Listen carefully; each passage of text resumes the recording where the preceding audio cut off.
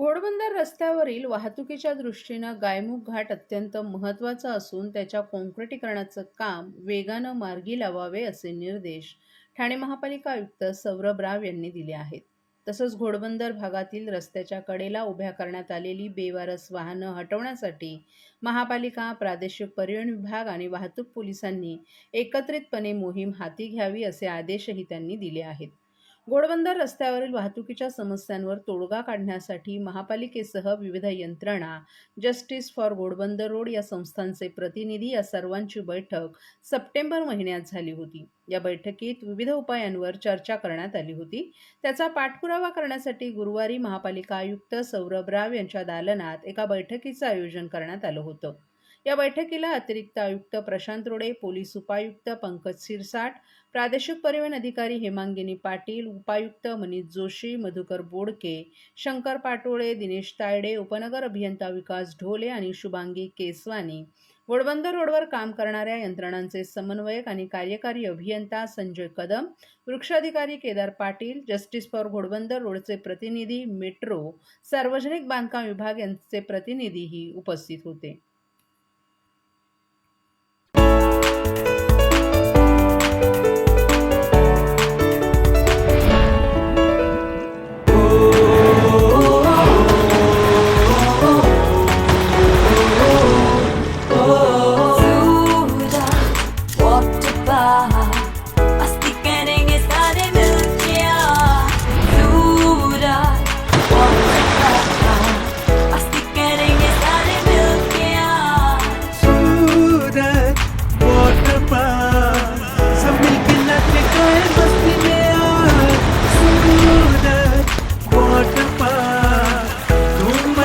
सब मिलके आज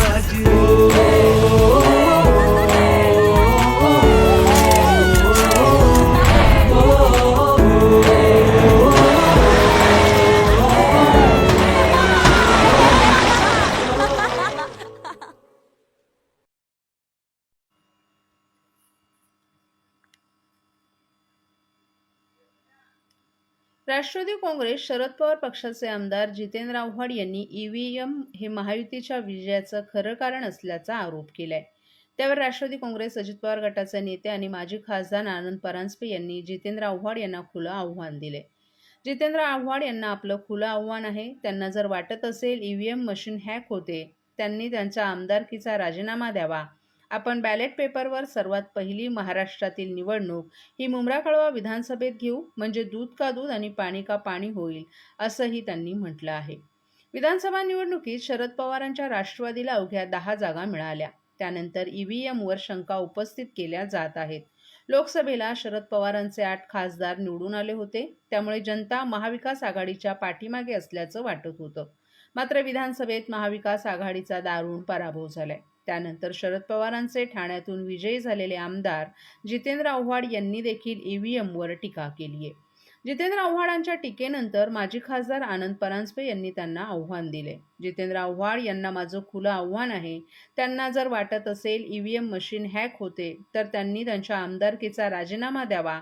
आपण बॅलेट पेपरवर सर्वात पहिली महाराष्ट्रातील निवडणूक ही मुंब्रा-कळवा विधानसभेत घेऊया, म्हणजे दूध का दूध आणि पाणी का पाणी होईल, असंही त्यांनी आव्हान दिले.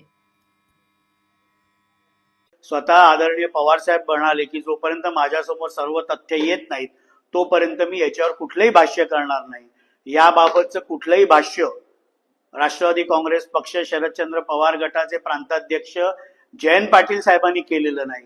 पण कायम मीडिया समोर यायचं, काहीतरी सनसनाटी स्टेटमेंट करायची, ही जितेंद्र आव्हाडांचा मूळ स्वभाव आहे.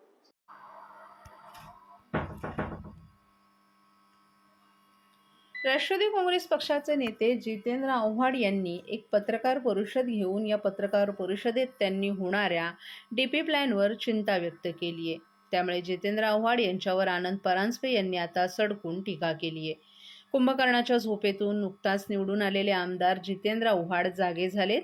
ज्यावेळेस प्रारूप आराखडा प्रकाशित झाला त्यावेळेस तेथील खासदार श्रीकांत शिंदे यांच्या नेतृत्वात जय भारत व्यायामशाळा पटांगणात शिवसेनेचे ज्येष्ठ नेते दशरथ पाटील यांनी सभा लावली होती. राष्ट्रवादीचे उमेदवार नजीमुल्ला यांनी देखील त्या मीटिंगमध्ये स्पष्ट केलं होतं की लोकांच्या मनोविरुद्ध हा डीपी प्लॅन राबवण्यात येणार नाही. विधानसभेच्या वेळेला शिवसेना आणि राष्ट्रवादी काँग्रेसनं आपली भूमिका स्पष्ट केली होती.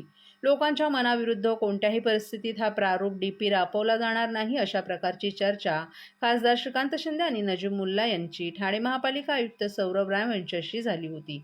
निवडणुकीत ज्यांना हा मुद्दा कळाला नाही, कुंभकर्णाच्या झोपेमध्ये जे होते ते अचानकपणे आज कळव्यामध्ये बॅनर लावताना दिसत असल्याची सडकून टीका आनंद परांजपे यांनी केली आहे.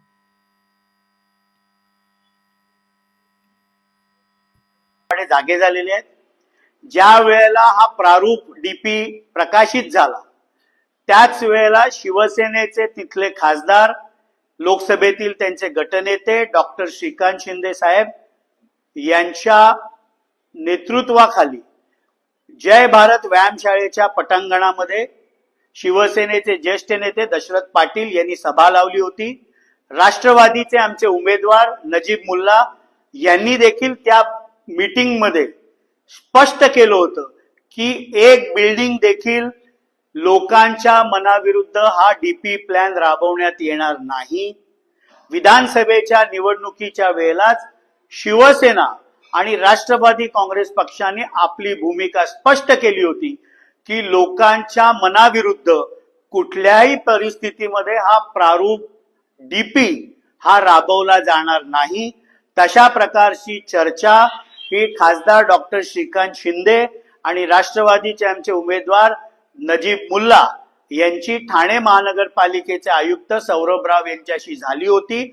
आणि त्यामुळे निवडणुकीमध्ये हा मुद्दा ज्यांना आठवला नाही, कुंभकर्णाच्या झोपेमध्ये जे होते ते अचानकपणे आज कळव्यामध्ये बॅनर लावताना दिसत आहेत. महाराष्ट्रातील भगिनींना आधार देणारी राज्य शासनाची मुख्यमंत्री माझी लाडकी बहीण योजना. या योजनेअंतर्गत अल्प उत्पन्न गटातील 21 ते 65 वयोगटाच्या भगिनींना मिळणार दरमहा 1500 रुपयाची मदत. अर्ज करण्यासाठी 31 ऑगस्ट 2024 पर्यंत मुदतवाढ. कुटुंबाचं वार्षिक उत्पन्न 2.5 लाख रुपयांपेक्षा कमी असलेल्या महिला पात्र. कुटुंबाकडे पिवळं किंवा केशरी रेशन कार्ड असल्यास उत्पन्नाचा दाखला आवश्यक नाही. पांढरं रेशन कार्ड असेल किंवा रेशन कार्ड नसेल तर कुटुंबाचं वार्षिक उत्पन्न 2.5 लाखांपेक्षा कमी असल्याचा दाखला आवश्यक. योजनेसाठीचा ऑनलाईन अर्ज नारी शक्ती दूत ऍप वरून किंवा पोर्टलवर भरता येईल. ज्या भगिनींना ऑनलाईन अर्ज भरता येत नसेल त्यांच्यासाठी अंगणवाडी, ग्रामपंचायत, वॉर्ड ऑफिस, सेतू सुविधा केंद्रामध्ये किंवा आशाताई बचत गटाच्या CRP यांची मदत उपलब्ध. आता आपल्याला अभिमानानं म्हणता येईल, सुखी आणि सुरक्षित आहे माझी लाडकी बहीण.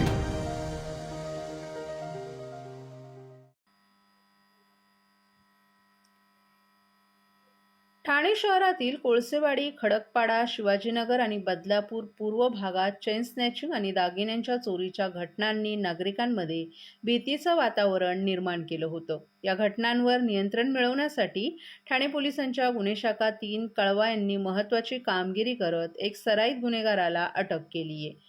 अटक करण्यात आलेल्या आरोपीचं नाव इम्रान इस्माईल अली उर्फ काले, राहणार बदलापूर असं असून आरोपीनं महिलांचे सोन्याचे दागिने लुटण्याचे 40हून अधिक गुन्हे केल्याचं उघडकीस आले.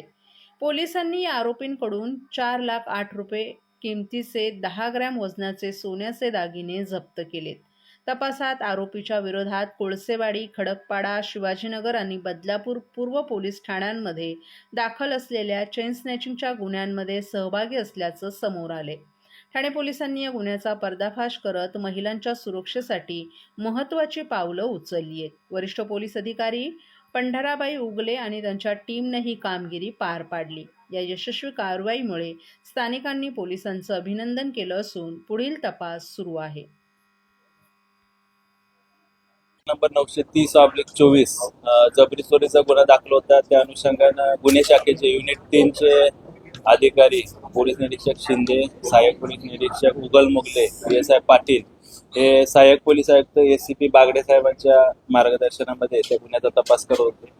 त्या गुन्ह्याच्या तपासामध्ये अद्यापपर्यंत एक 4 आरोपी निष्पन्न झाले. त्यापैकी 3 आरोपींना अटक करून त्याच्याकडे तपास केलेला आहे. एक आरोपी सध्या आमच्या ताब्यात असून त्याचा तपास सुद्धा सुरू आहे. या तपासादरम्यान असे निष्पन्न झाले की या 4 आरोपींनी ठाणे आयुक्तालयात आणि इतर ठिकाणी देखील वेगवेगळ्या पद्धतीचे गुन्हे केलेले आहेत. त्याच्यामध्ये मोबाईल स्नॅचिंग असेल, चेन स्नॅचिंग असेल आणि मोटरसायकल थेफ्ट, वाहन चोरीचे गुन्हे असतील, असे एकूण आतापर्यंत गुन्हे शाखेने 70 गुन्हे उघडकीस आणलेले आहेत. त्याच्यामध्ये 40 चेन स्नॅचिंगचे गुन्हे आहेत. त्याच्यामध्ये एकूण 510 ग्रॅम 51 तोळे सोनं जप्त करण्यात आलेलं आहे.